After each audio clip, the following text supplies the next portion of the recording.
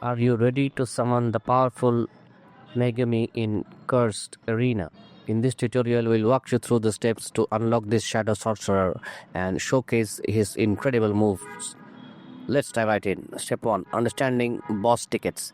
To get Megumi, you need boss tickets. There are two ways to earn this. VIP players receive one boss ticket daily. Non-VIP players can earn tickets through PvP battles.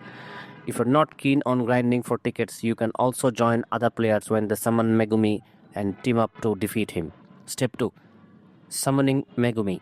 Once you have your boss ticket, summon Megumi in the arena. Be prepared for challenging fight. When you defeat him, there is a 35% chance that he will drop his moveset. Step 3. Mastering Megumi's moveset. After defeating Megumi, you will gain access to his unique abilities. Wolf summons the Black Wolf Shikigami for slashing attacks. Abyssal Age, a powerful one-shot attack using a curse tool. Serious Clear, deals consecutive damage with another curse tool. Drill Falcon, an explosive area of effect attack. Awakening, a massive AoE damage attack using new Shikigami that stuns opponents. Conclusion.